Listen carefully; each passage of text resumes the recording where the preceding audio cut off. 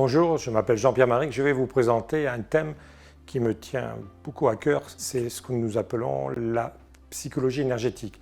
La psychologie énergétique, vous avez plusieurs outils, par exemple le EFT, le MDR, mais cette technique, je la trouve unique. Ce qui est important au niveau de la technique elle-même, c'est d'arriver à atteindre ses projets de vie.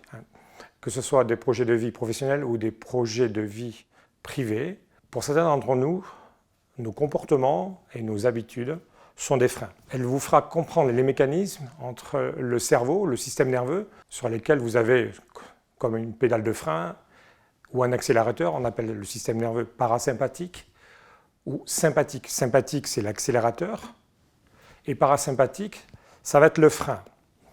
Il va falloir coordonner au niveau du corps et le cerveau ces informations pour pouvoir retirer une information qui va perturber en fait l'individu, pour pouvoir la changer en conscience.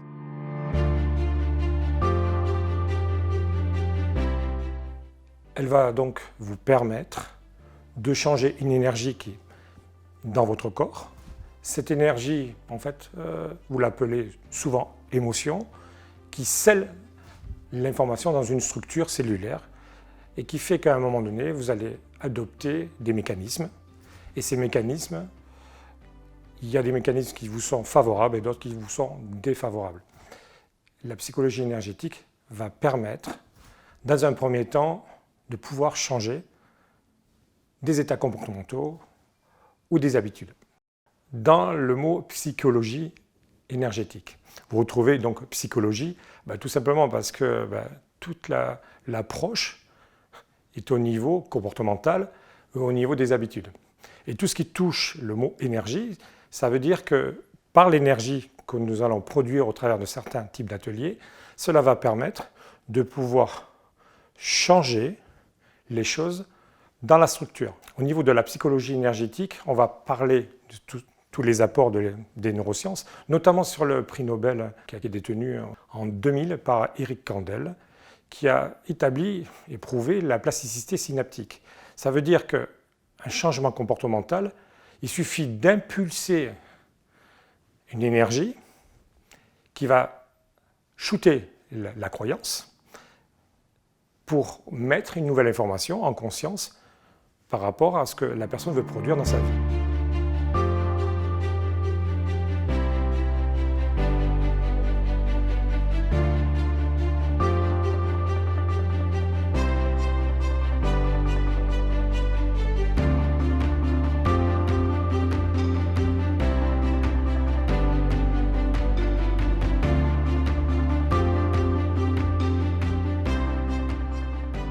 Chacun d'entre nous avons des croyances. Et ces croyances, ce sont des systèmes, ce sont des programmes qui sont liés au passé, sur lesquels cette technique peut changer ce type de comportement ou nos habitudes. Alors, concernant les possibilités de ces techniques, elles sont très nombreuses. Celles qui vont être évoquées dans le cadre de cette formation, c'est par exemple sur une phobie, sur tout ce qui touche à la confiance et à l'estime de soi. On va parler aussi de tout ce qui est conduite de projet, que ce soit un projet professionnel comme un projet privé, tout ce qui peut aussi, qui pourrait toucher par exemple à un décès.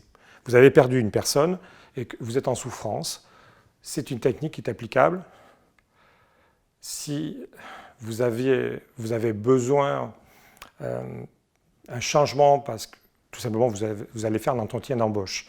Et dans cet entretien d'embauche, vous avez du stress parce que, et dans cette technique, vous pourrez trouver aussi des outils nécessaires pour anticiper cet entretien et avoir beaucoup plus d'énergie dans le cadre de cet entretien.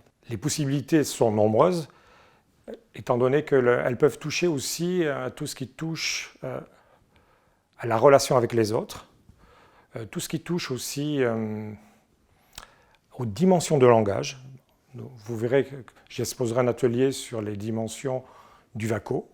Parce que le VACO, en fait, c'est une expression qu'on retrouve en programmation neurolinguistique. La partie V, en fait, c'est tout ce qui touche à la partie visuelle. Et donc, je vous ferai voir et vous ferai comprendre que sur la partie arrière de notre cerveau, vous avez un stockage d'informations toute la partie auditive, parce qu'on retient aussi de l'information par le son, et tout ce qui touche en interne, c'est-à-dire kinesthésique, tout ce qui touche aussi au niveau des odeurs, et tout ce qui touche au goût. Tous ces sens, nous allons les travailler au travers de ces ateliers en psychologie énergétique.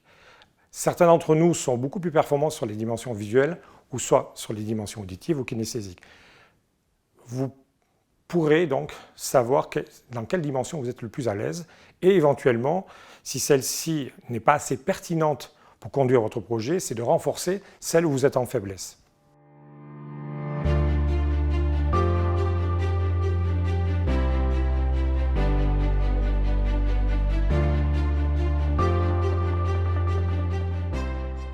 Cette technique est très rapide.